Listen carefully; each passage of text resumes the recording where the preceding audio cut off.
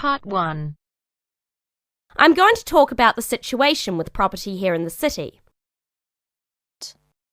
First, you have some time to look at questions 1 to 5.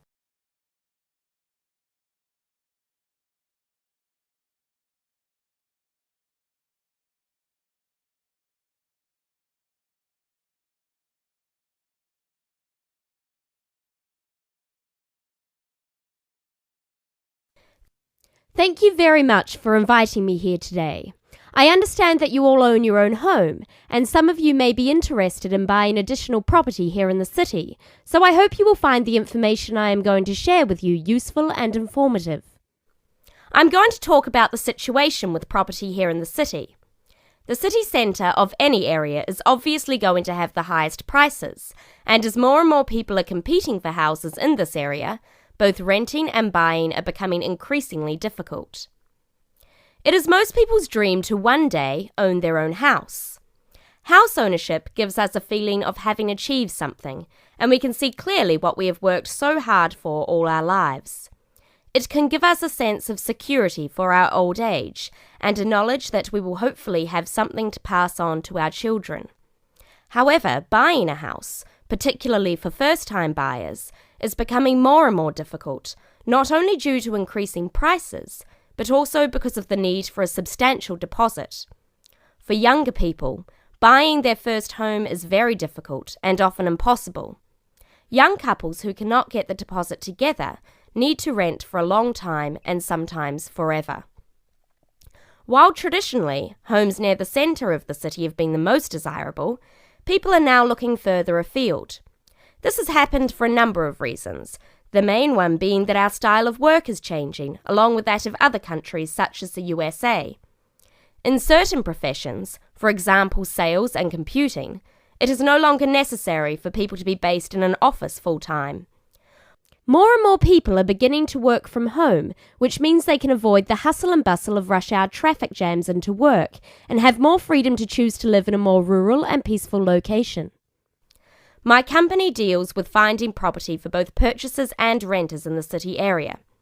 One of my main roles within the company is to find investment properties for people who wish to plan ahead for their future.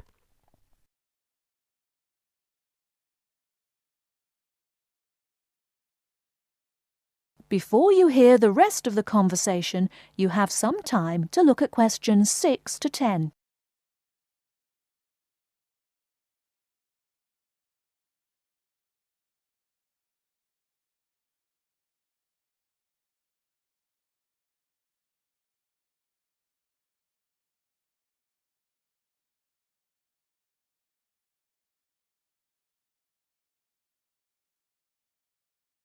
Now listen and answer questions 6 to 10.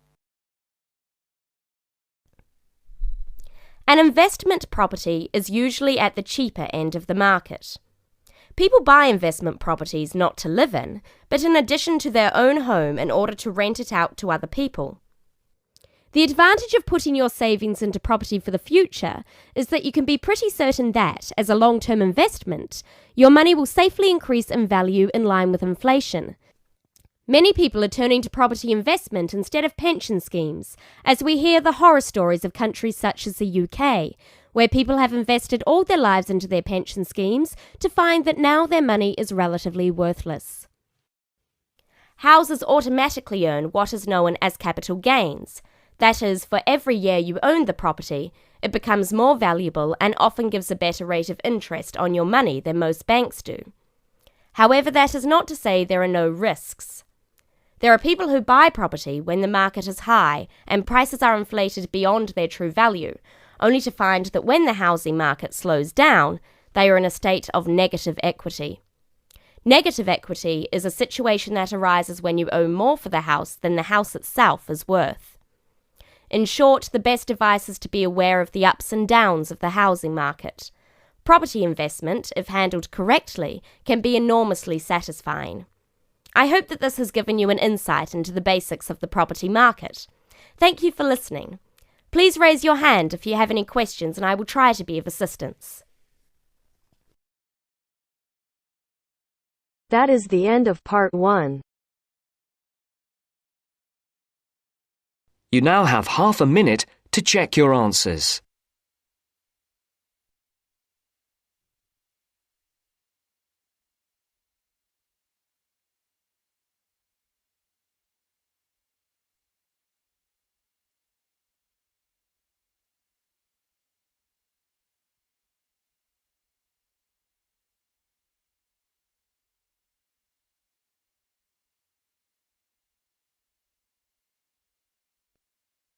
Now turns to Part 2. Part 2. You will hear someone talking about travelling around New Zealand. First, you have some time to look at questions 11 to 15.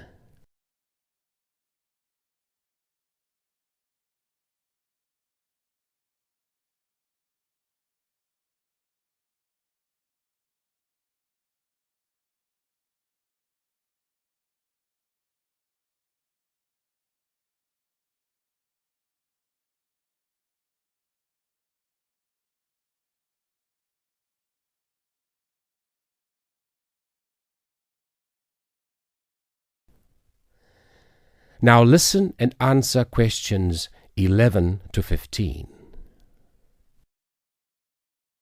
When thinking about beautiful countryside or stunning views, it has long been accepted that Australia and New Zealand have few equals. What is perhaps slightly less well known is what these countries can offer to the avid train enthusiast. Both countries have railways which pass through breathtaking scenery in the utmost of comfort. In New Zealand, you can travel from the country's biggest city, Auckland, to where a third of the population lives, its capital, Wellington, on the longest passenger rail service in the country, the Overlander. Crossing 681 kilometres, the train winds through the lush farmland of the Waikato and up the Raurumu spiral onto an amazing volcanic plateau surrounded by native bush. On a clear day, you will be able to see three of New Zealand's most famous volcanoes, Mount Ruapehu, Mount Ngauruhoe and Mount Tongariro. The whole journey can be completed in 11 hours, but for those keen to see a little more of the country, the trip can be extended over 3 or 4 days. This gives travellers the opportunity of seeing the famous Waitomo caves, relaxing in the mud pools of Rotorua, or skydiving over Lake Taupo. Moving on to the South Island, you can take the Transalpine through the Southern Alps, travelling from the South Pacific Ocean to the Tasman Sea. Climbing from Christchurch right into the Alps, this 223-kilometre trip is particularly impressive as the train passes through 16 tunnels before descending to Greymouth at the end of the line. Taking only 5 hours, this is a relatively short trip, but it is worth noting that this journey has been listed as the 6th most scenic rail route in the world. For those that are not so keen on mountains, the South Island has a second option, the Transcoastal. With the sea on one side and the mountains on the other, it again shows some of the best scenery New Zealand has to offer. Also taking 5 hours, one of the highlights of this journey is the opportunities for whale watching. The fortunate few that see whales are well rewarded, but there are more common sights which are just as enjoyable, such as penguins and seals.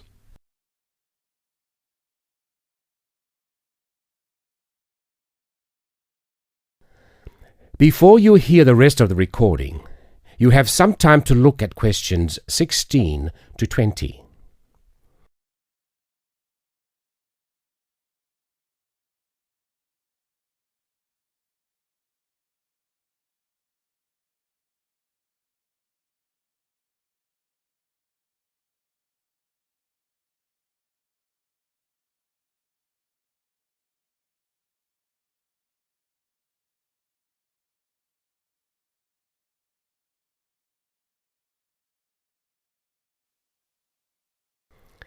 Now listen and answer questions 16 to 20. Although these 3 train journeys are undeniably breathtaking, some travellers prefer the longer journeys on offer in Australia. The Indian Pacific, for example, which travels from Sydney through to Perth and has been dubbed the adventure that spans Australia. With 3 nights on board, the train takes in the Blue Mountains and the Nullarbor Plains, and, as the name implies, the Indian Pacific shows you 2 oceans. This train journey holds 2 world records. Covering 4,352 kilometres, it is one of the world's longest train journeys. It also travels the world's longest straight stretch of railway track, 478 kilometres. For those who find these distances a little daunting, passengers can stretch their legs at a number of different stops, such as Kalgoorlie, famous for gold, and Broken Hill, first founded as a silver mine. If 3 days on board a train seems a little excessive, there are alternatives. The Garn, for example, which travels from Adelaide in the south to Alice Springs in the centre of the continent, taking 20 hours. Passing through Crystal Brook, Port Augusta and Woomera, this journey gives an indication of what life was like for the earlier settlers as they discovered the country. Along the way, you can also see the Iron Man sculpture, which was constructed by railway workers to commemorate the 1 millionth concrete sleeper laid during the construction of the line.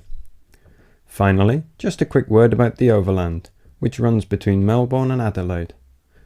As the first train to travel between the capitals of 2 states, it is a historic as well as relaxing way to travel, and is famous for being the oldest long-distance train journey on the continent. With so many memorable journeys to choose from, the only problem you will have is knowing which one to do first. That is the end of part 2. You now have half a minute to check your answers.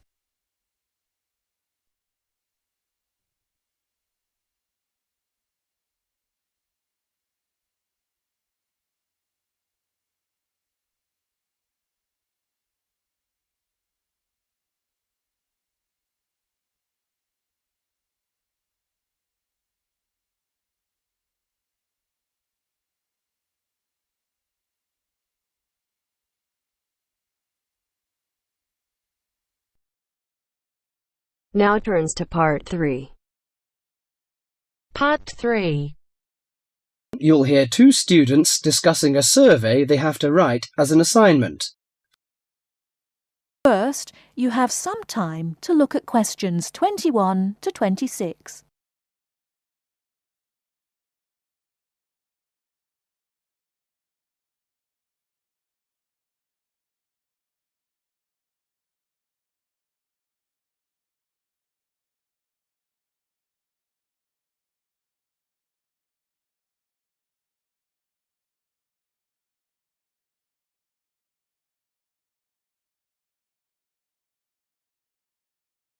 Now listen carefully and answer questions 21 to 26. How is your market research project going, George? Very well, actually, Anna. I've just got the results of the survey back, and so now I have to draw some conclusions from the information I've collected. That's good. I'm still writing my questionnaire. In fact, I'm starting to panic, as the project deadline is in 2 weeks, and I don't seem to be making any progress at all. What is your topic? Forms of transportation in the city. What about you? I've been finding out people's attitudes to the amount of violence on television. That's interesting. What do your results show? Well, as I said, I haven't finished writing my conclusions yet, but it seems most people think there is a problem. Unfortunately, there is no real agreement on the action that needs to be taken. Nearly everyone surveyed said that there was too much violence on TV. A lot of people complained that American police serials and Chinese kung fu films are particularly violent. The main objection seems to be that, although a lot of people get shot, stabbed, decapitated and so on, films never show the consequences of this violence. Although people die and get horribly injured, nobody seems to suffer or live with the injuries. Any children watching might take the heroes of these programs as role models and copy their behaviour. So, what did most people suggest should be done? A lot of people were concerned about how these films affect children. They are particularly worried that children will try to behave like the stars. The survey shows that violent programs should be broadcast after 10 p.m, when most children are already in bed. There is also a significant minority of people who feel that violent films should be banned altogether. Or how did people feel about the violence on news broadcasts? Most of the responses I have looked at have felt that violence on news broadcasts is more acceptable as it's real. Although it's unpleasant, it is important to keep in touch with reality. Still, many people thought that it would be better to restrict violent scenes to late viewing.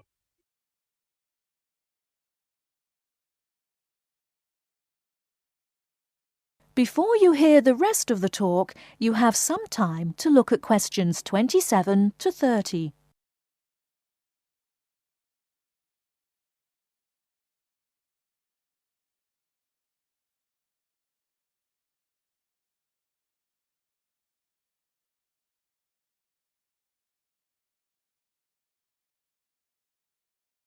Now listen and answer questions 27 to 30.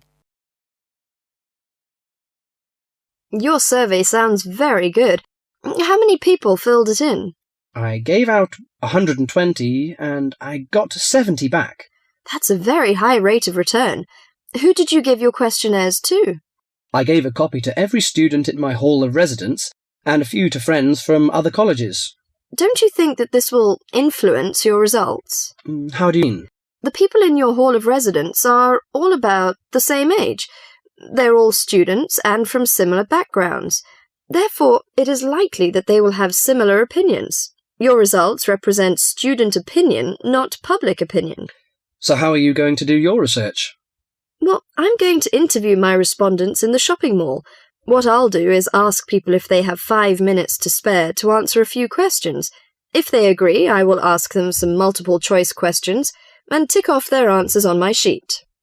Isn't it very difficult to ask meaningful questions using multiple choice? Yes, it is. The secret to writing a successful survey is to write simple multiple-choice questions that target the information you're looking for. There. It's better to write a lot of short, specific questions than longer general ones. So that's why it is taking you so long to write. Yeah, but I hope I'll be ready to start interviewing at the weekend. That is the end of part 3. You now have half a minute to check your answers.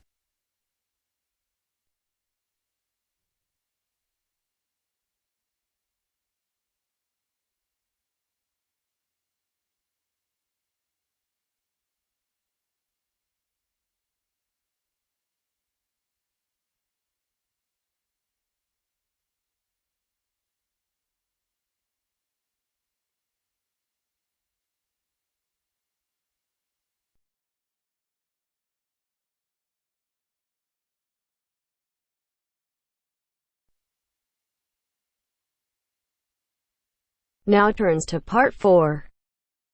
Part 4. Listen to an interview. Mr. Brooks, Mark, Jean and Robert are being interviewed on the subject of friendship. First, you have some time to look at questions 31 to 40.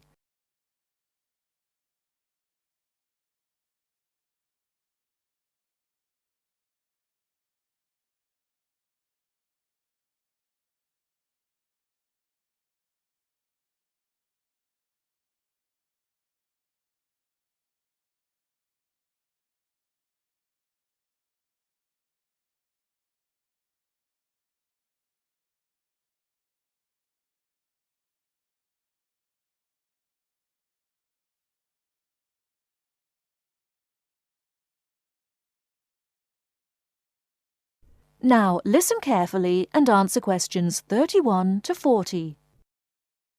I consider friendship to be one of the most important things in life, whatever your status, married or single. I see too many lonely people around. A lot of us get so involved with material values, family problems, keeping up with the Joneses, etc., that we forget the real meaning of friendship. Which is what, according to you? They say a friend in need is a friend indeed, which is partly true. But a real friend should also be able to share your happy moments without feeling jealous. A good friendship is one where you can accept and forgive him, understand mood, and don't feel hurt if a friend doesn't feel like seeing you. Of course, honesty is an essential part of any relationship. We We should learn to accept our friends for what they are.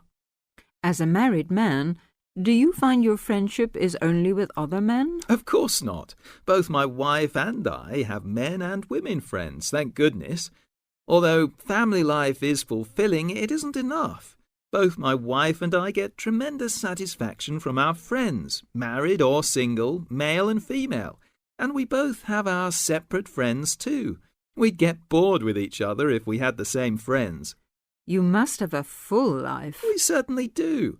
And as I say, our friendship gives us a lot of pleasure. After all, friends should not be people with whom you kill time. Real friendship, in my opinion, is a spiritually developing experience. I've never had a lot of friends. I've never regarded them as particularly important. Perhaps that's because I come from a big family, 2 brothers and 3 sisters, and lots of cousins.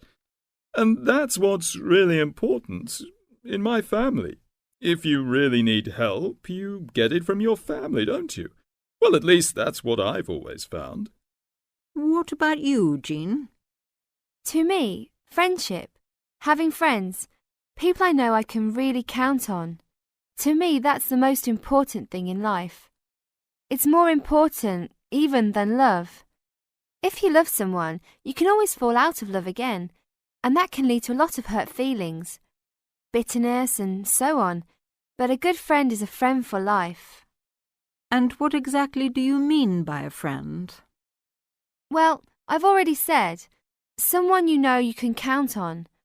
I suppose what I really mean is, let's see, how am I going to put this?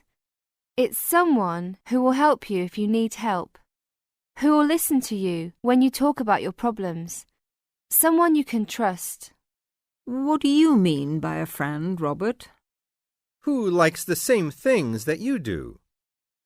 Who you can argue with and not lose your temper, even if you don't always agree about things. I mean, someone who you don't have to talk to all the time, but can be silent with, perhaps. That's important, too. You can just sit together and not say very much sometimes. Just relax. I don't like people who talk all the time. Are you very good at keeping in touch with your friends if you don't see them regularly? No, not always. I've lived in lots of places, and, to be honest, once I move away, I often do drift out of touch with my friends. And I'm not a very good letter writer either. Never have been.